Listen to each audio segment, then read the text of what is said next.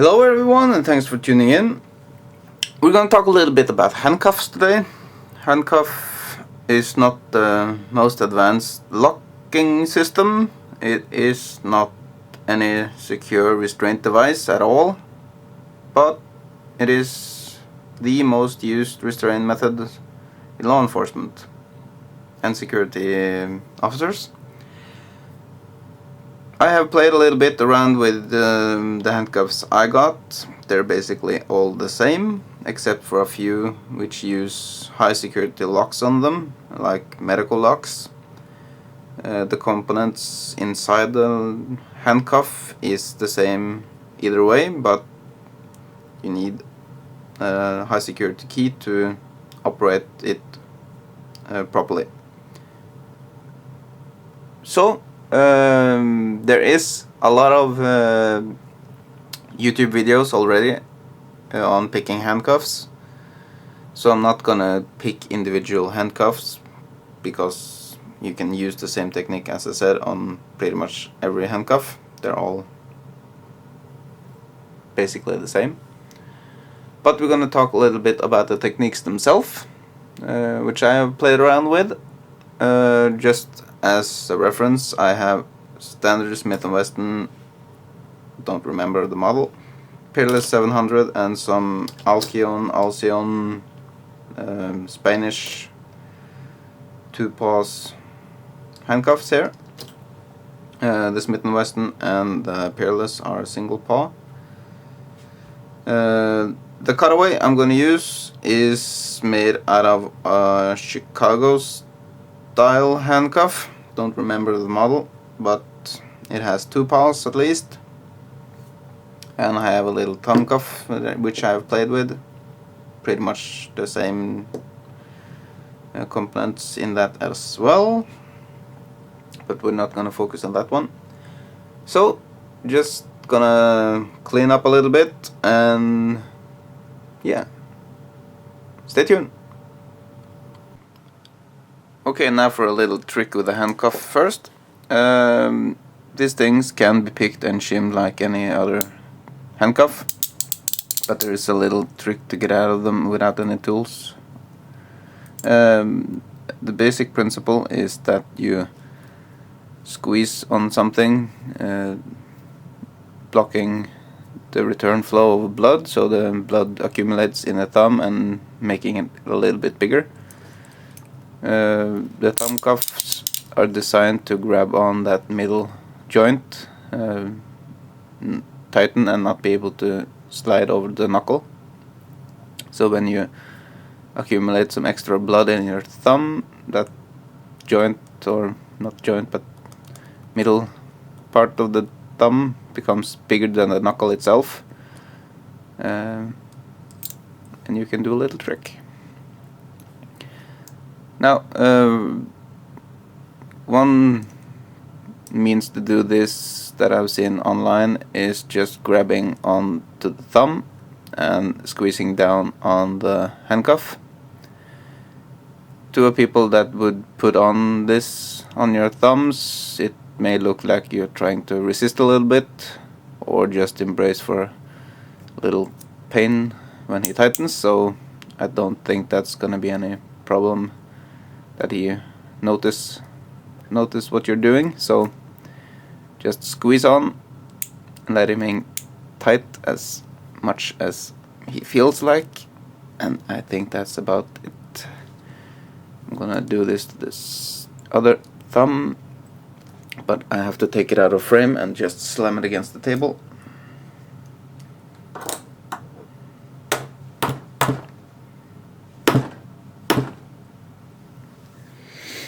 Okay, we're back, and I think that's about it, as tight as I can get it. You can see, maybe you can see it, my thumbs are a bit red from the accumulated blood, but when I release and wait a couple of seconds, that accumulated blood is able to move out of the way and the thumbs reduce in size, and I'm able, or should be able, just to slide out of the thumb cuffs. It's a little bit tight, but it's possible. And you can see that the handcuffs were tightened pretty good. So that's a little trick with the handcuffs. So let's do the regular cuffs. Okay, first we're gonna take a short look at the keys.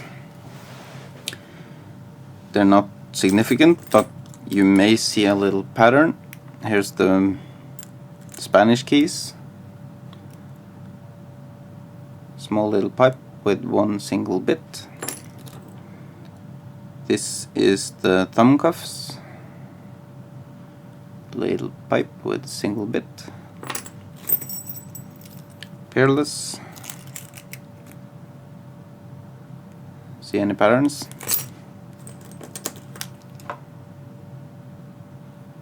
Single bit. And then the Chicago, which came with a cutaway. Again, small pipe with single bit. There is a practical use for a simple key like this. That's of course if there is officer, puts on handcuffs, take him down to the station, and have to leave before removing the handcuff. It is very, very good that another officer can take off the handcuff. But the handcuff key is so simple that the mechanism itself is pretty simple actually. It doesn't have to be more complicated, but the fact that it is just a single bit, basically a single lever lock,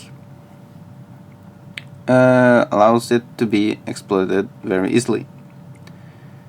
We're gonna cover the parts of the handcuff first. It has only a few moving parts. This is how it would look like on a regular handcuff. The handcuff body, of course. The other part of the circle which restrain your wrist is your ratchet arm with the ridges. And then we're gonna zoom in a little bit.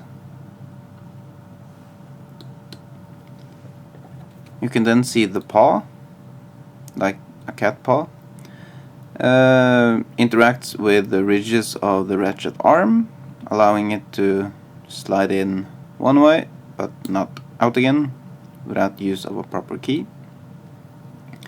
We have a spring so that the paw is spring loaded and pushed against the ratchet arm, and when the ratchet arm is pushed further in, it locks back up. On the top here you can see the double locking bar, which now is engaged. It prevents the paw from retracting, and therefore the ratchet arm cannot be moved. It's an extra safety feature, and for law enforcement it should always be applied, because the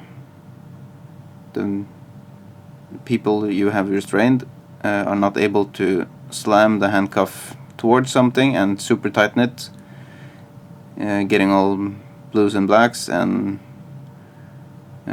claim excessive violence or excessive use of excessive force, police brutality and so on.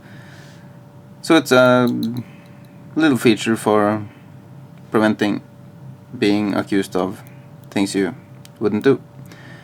Now we're going to cover the use of a normal key first. The key, first we're going to use disengage the double locking bar. I'm going to put the key in the keyway,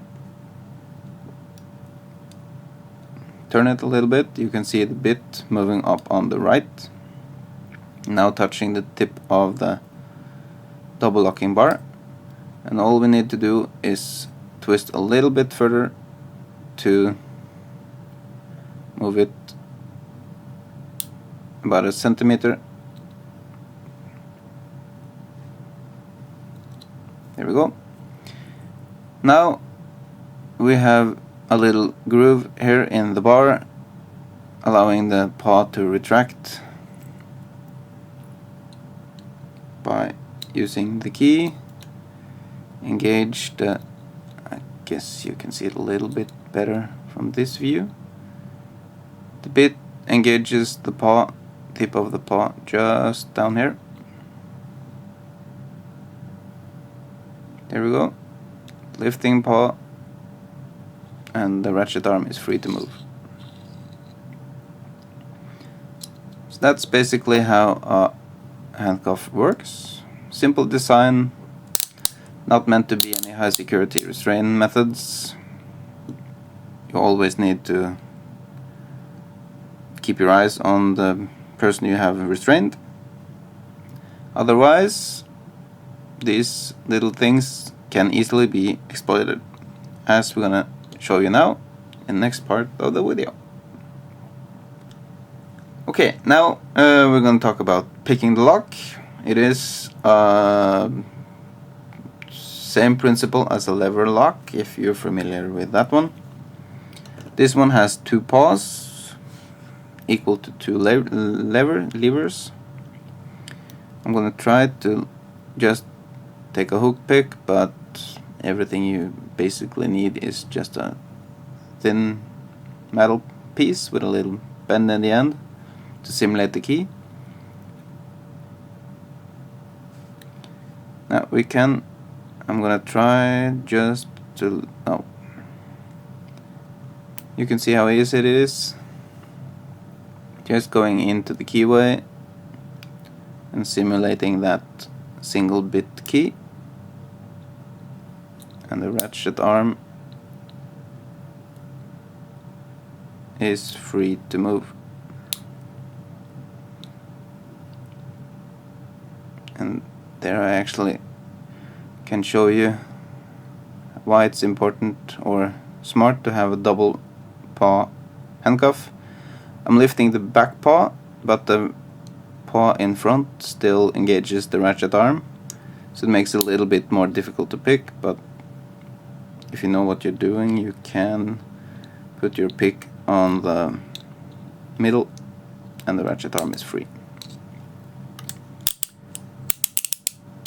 If the handcuff is double locked, you have to deal with the double locking bar first. Then you have to go in top of the keyway, twist your pick,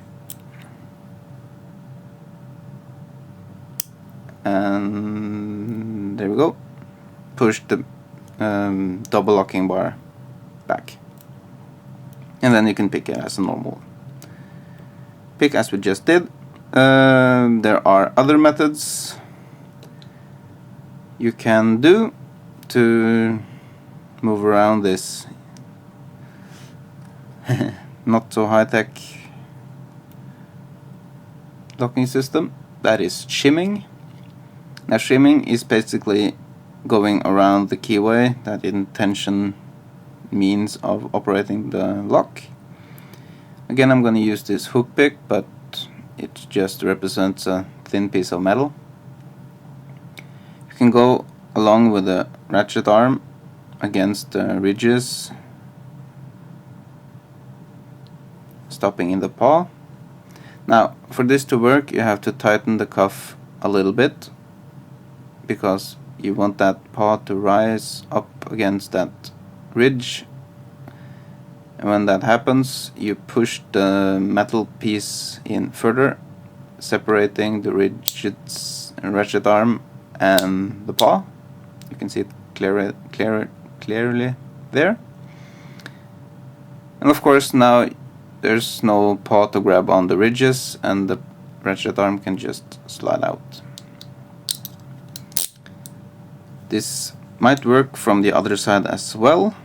It might be a little easier to get the metal piece in without shredding it, because you're moving along with the ridges, but it might be a bit more difficult because you don't have anything to lever it on, and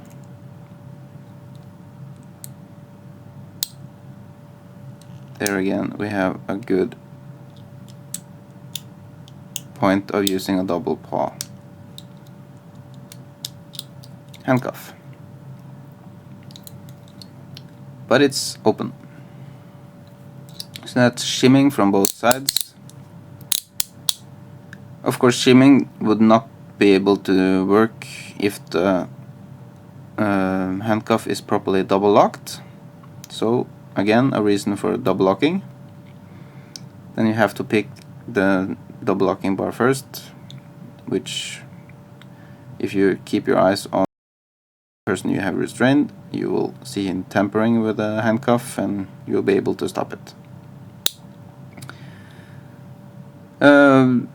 There is one way to overcome the double locking bar without picking it, and we're gonna cover that in the next part, so stay tuned.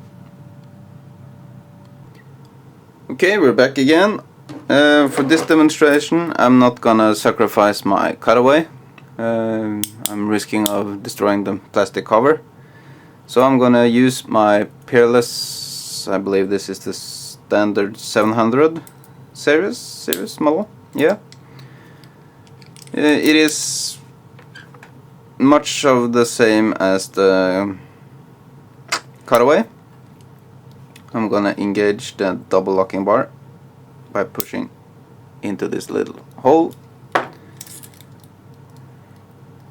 and just to make sure that we're gonna double lock both sides. They're double locked, and the other side as well, double locked.